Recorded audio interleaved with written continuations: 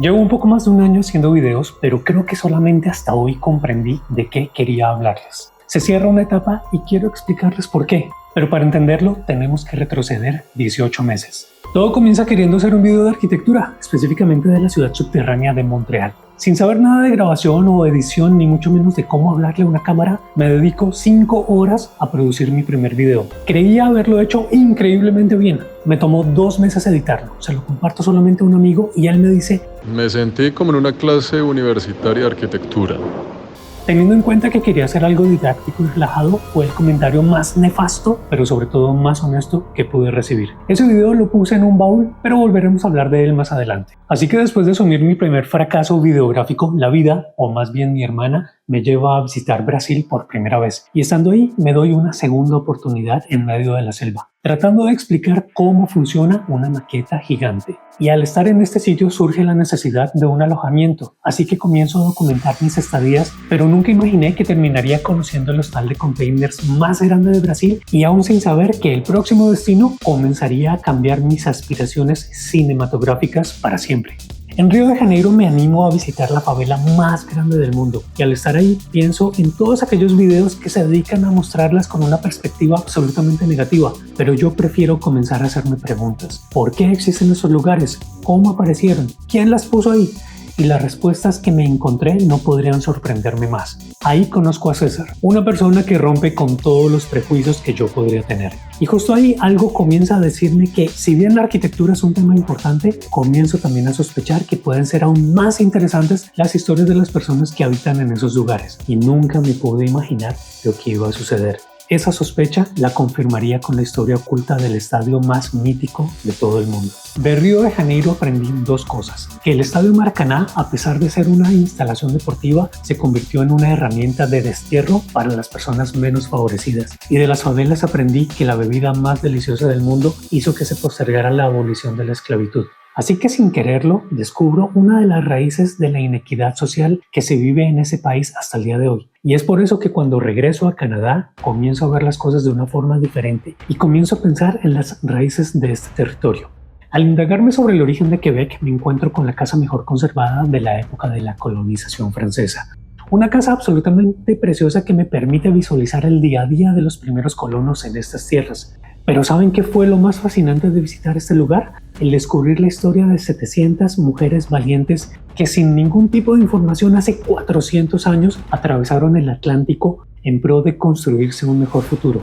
Pero dentro de todas ellas hay una que sobresale de forma contundente, porque ella tenía como visión el crear un nuevo mundo. Por lo tanto, decide fundar una ciudad que se conoce hoy como Montreal. Pero solamente les tomó 390 años el reconocerla como cofundadora de esta metrópolis. Eso se convierte en una reivindicación tardía ante las injusticias a las cuales las mujeres han sido sometidas. Pero nunca es tarde para pedirles disculpas si eso puede cambiar nuestro presente e influenciar nuestro futuro. Así que me pregunto, ¿y cómo viven ellas ahora, 400 años después? Pues vamos a preguntárselo a mi amiga Pascal y de paso vamos a conocer su hogar. Ella es la baterista de mi banda. Y hablando de música, el mismo amigo que vio el primer video me propone ir a un concierto de Metallica en el elefante blanco más blanco de todo Canadá, así que con su ayuda decido compartirles esa historia. Este edificio, símbolo del despilfarro de nuestros impuestos, me hace comenzar a ver conexiones con Latinoamérica. Y es inevitable notar que la corrupción no conoce de barreras lingüísticas, sociales ni culturales, ni de ningún otro tipo. Esa misma corrupción me lleva a la mayor tragedia ferroviaria de la historia de esta provincia, la cual sucedió hace solamente 10 años y no podía creer lo que encontré en ese mismo recorrido. La mina de asbestos a cielo abierto más grande del mundo, aquí en Quebec, en Canadá. Cientos de personas enfermas en esta provincia a causa de este mineral me hicieron pensar en sus pares localizados en Colombia, específicamente en Cibaté, ciudad que tristemente posee la mayor cantidad de enfermos a causa de este mineral en todo el planeta. Así que de nuevo, la corrupción nos une más allá de las fronteras y aprendo que definitivamente Canadá es un gran país, pero no es perfecto. Y de hecho, ningún sitio lo es. En este punto alguno estará pensando, bueno, cuente a ver, Carlos, ¿va a cerrar el canal? Y a él le diré, querido espectador impaciente, eso lo averiguaremos juntos más tarde. De vuelta en Colombia decidí usar el tren de la Sabana. Ya un poco viejo, vetusto y trajinado, es el símbolo de un pasado que se veía prometedor, pero que de nuevo, a causa de los intereses de unos pocos, se vio olvidado para siempre. Y entonces comienzo a pensar, pero es que todos los trenes en el mundo están así de mal, no hay ninguno que sí funcione bien, así que decido buscar su polo opuesto, el metro de New York. Recorriendo sus vagones, túneles, cambiando de líneas, comienzo a pensar en tantas producciones cinematográficas que se han hecho aquí que decido hacer 2 videos de películas absolutamente opuestas, porque comienzo a notar que la comprensión de la realidad depende de los filtros y perspectivas bajo los cuales nos sean presentados, y comienzo a intuir que la lectura de los eventos, lugares, edificios, barrios e historias puede cambiar enormemente dependiendo de quién los presente, cómo lo haga y bajo qué lente nos los comparta. Y con la crónica que me encontré a continuación, entendí que a veces la historia solo nos muestra la cara que más le conviene. Descubro que en Central Park, una comunidad de afroamericanos instalados en este lugar de forma legal, se vieron expulsadas en pro de preservar los privilegios de las personas más afortunadas de esa época. Eso me comprueba cómo la realidad idílica que nos han mostrado siempre de un lugar puede tener un pasado oscuro, llevando encima una enorme carga que se transmite a sus descendientes. Y esa carga es la misma que llevan en sus espaldas aquellos que se ven obligados a recuperar los restos de sus seres queridos simplemente porque alguien de un día para otro decide que un espacio de carácter histórico debe cambiar su vocación,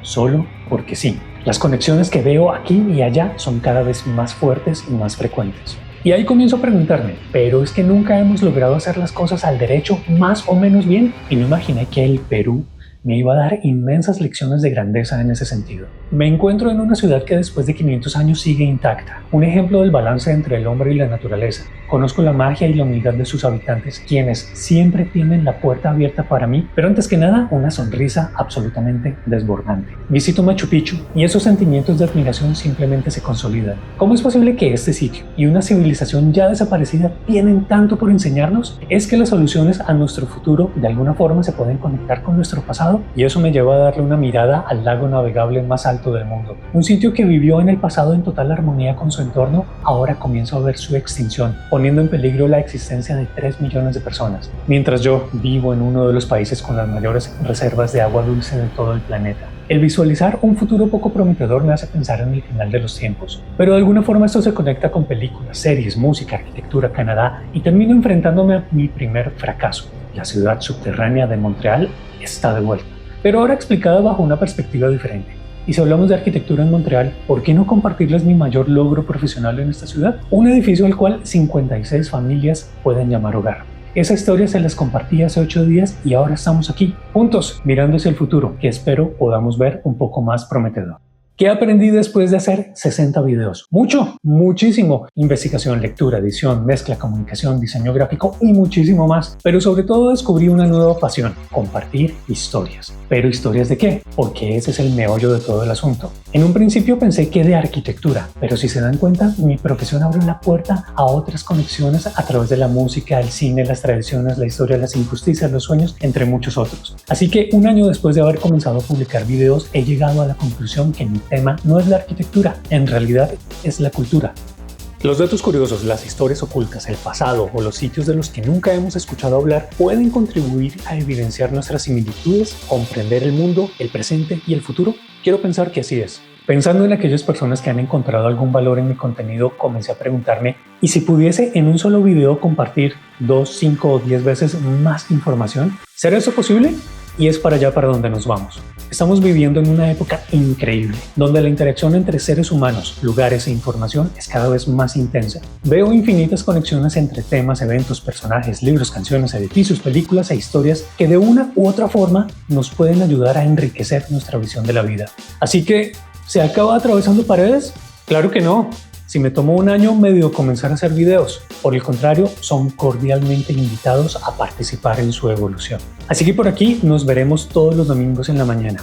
A mi grupo de compatriotas en Montreal les quiero decir que aunque no hablaré tanto de Canadá, eventualmente voy a tratar de hacer videos exclusivos y sobre todo útiles de nuestro nuevo hogar. Así que por favor no se desconecten. De hecho, yo no digo suscríbanse, campanita y todo eso, pero ese sí es un momento en el que verdaderamente valdría la pena hacerlo, justamente para que nuestra conexión siga firme.